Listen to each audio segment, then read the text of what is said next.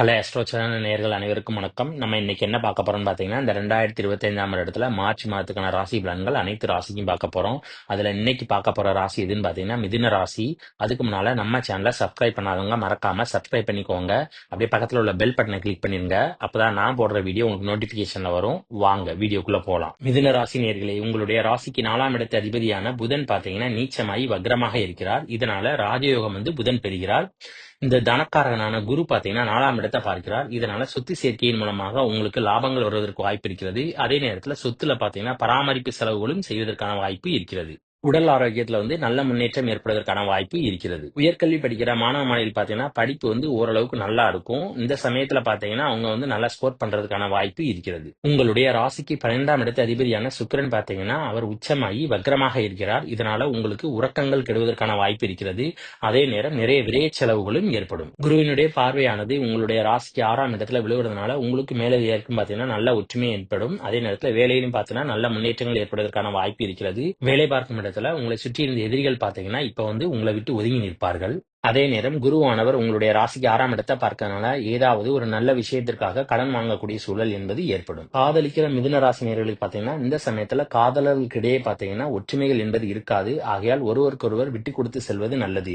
ஏன்னா காதல் ஸ்தான அதிபதியான சுக்கிரன் பாத்தீங்கன்னா அவர் வக்ரமாக இருக்கிறார். அதனால உங்கள் இருவருக்கும் இடையே பாத்தீங்கன்னா சண்டை சச்சரவுகள் போவதற்கான வாய்ப்பும் இருக்கிறது. குருவானவர் உங்களுடைய ராசிக்கு 6 மற்றும் 8ஆம் இடத்தை பார்க்கிறார்.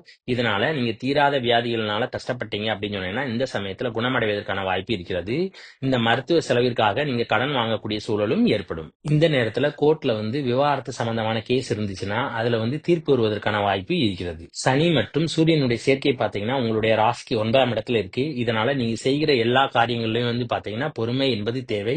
அதே நேரத்துல சில தடங்களுக்கு பிறகுதான் வெற்றிகள் என்பது கிடைக்கும். அதே சமயம் இந்த நேரத்துல அரசு சம்பந்தமான காரியங்கள்ல அனுகூலங்கள் கிடைப்பது கடினம். இளைய சகோதரருக்கும் உங்களுக்கும் பாத்தீங்கன்னா கருத்து வேறுபாடுகள் போவதற்கான வாய்ப்பு இருக்கிறது. உங்களுடைய ராசிக்கு 9ஆம் இடத்துல சூரியன் மற்றும் சனியினுடைய சேர்க்கை இருக்கிறதுனால உங்களுக்கும் அப்பாவுக்கும் பாத்தீங்கன்னா கருத்து வேறுபாடுகள் போவதற்கான வாய்ப்பு இருக்கிறது. சொந்த தொழில் செய்யறவங்க பாத்தீங்கன்னா இந்த சமயத்துல புதிதாக விரிவாக்கம் எதுவும் செய்யாமல் இருப்பது நல்லது. இல்லை என்றால் உங்களுக்கு நஷ்டங்கள் ஏற்படுவதற்கான வாய்ப்பும் இருக்கிறது. உங்களுடைய ராசிக்கு 6ஆம் இடத்து அதிபதியான செவ்வாய் பாத்தீங்கன்னா உங்களுடைய ராசியில இருக்கிறதுனால அவ்வப்போது தலையில பாத்தீங்கன்னா சின்ன சின்ன காயங்கள் ஏற்படுவதற்கான வாய்ப்பு இருக்கிறது. சனி மற்றும் சூரியனானவர் உங்களுடைய ராசிக்கு 9ஆம் இடத்துல இருந்து 3ஆம் இடத்தை பார்க்கிறார். இதனால காது சம்பந்தமான தொந்தரவுகள் போவதற்கான வாய்ப்பு இருக்கிறது. கேதுவானவர் உங்களுடைய ராசிக்கு 2ஆம் இடத்தை பார்க்கறதுனால குடும்பத்துல நீங்க பேசுற பேச்சுல கவனமா இருக்கணும். இல்லைன்னா அதனாலே பாத்தீங்கன்னா குடும்பத்துல சலசலப்புகள் போவதற்கான வாய்ப்பு இருக்கிறது.